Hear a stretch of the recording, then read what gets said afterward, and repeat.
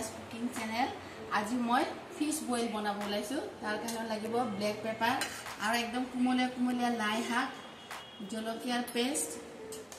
পিয়াজ ৰহুন আৰু আদা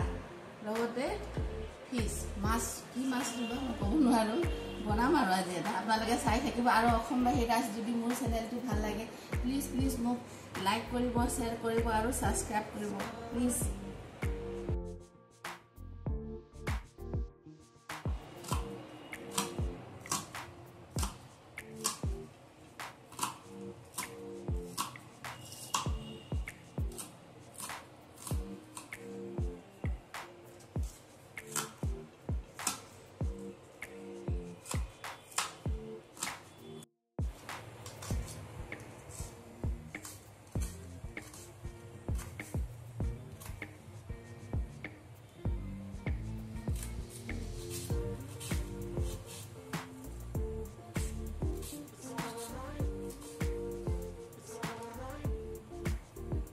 ৰহুনটো একেবাৰে সৰু কাটি লৈছো মই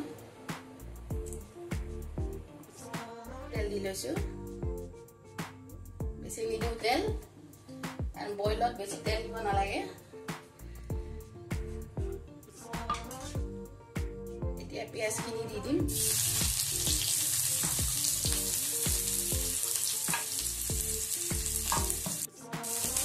পিয়াজটো অকমান ব্ৰাউন কালাৰ ভাজি লম মই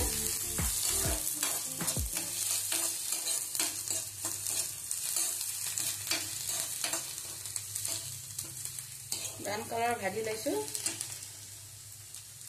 এতিয়া ৰহুন আৰু আদাটো দি দিম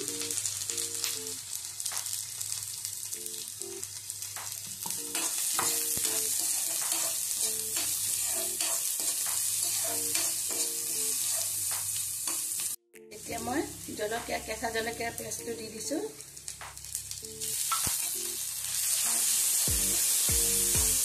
আমি ইয়াতে কোনো মছলা ব্যৱহাৰ নকৰো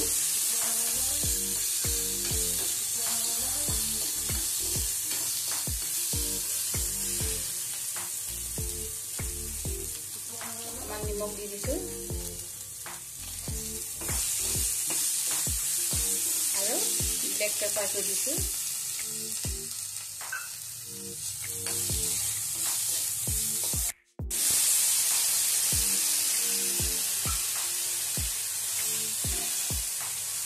অকমান দিম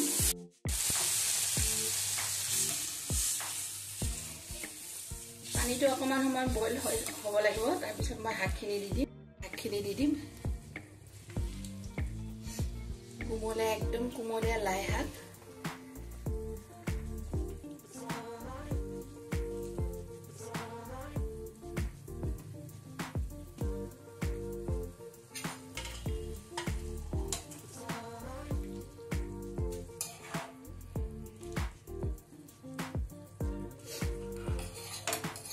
পাঁচ মিনিট সময় শাকটো বইল হ'ব দিম মই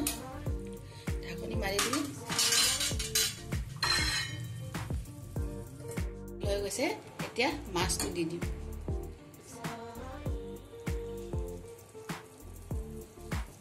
আপোনালোকে ভাবিব পাৰে যে গোন্ধাব নুগোন্ধায় লাই শাকৰ ইমান ধুনীয়া চেণ্ট ওলাইছে যে আৰু 5 মিনিট সময় বইল কৰি দিয়াৰ পিছত কেঁচা মাছৰ চেণ্টটো নোলায় অকমান কেঁচা সৰিয়হৰ তেল আপোনালোকে ইচ্ছা কৰিলে ওপৰত দি দিব পাৰে তেতিয়া আকৌ বেছি টেষ্ট লাগে বা চাউলৰ গুড়ি দিলে মানে অকমান ডাঠ হয় চুপটো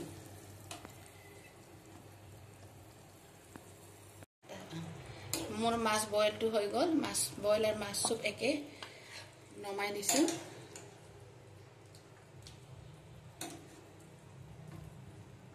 এনেকে বনাই পেলাই খাবচোন খাই পেলাই মোক কমেন্ট কৰিব কেনেকুৱা লাগে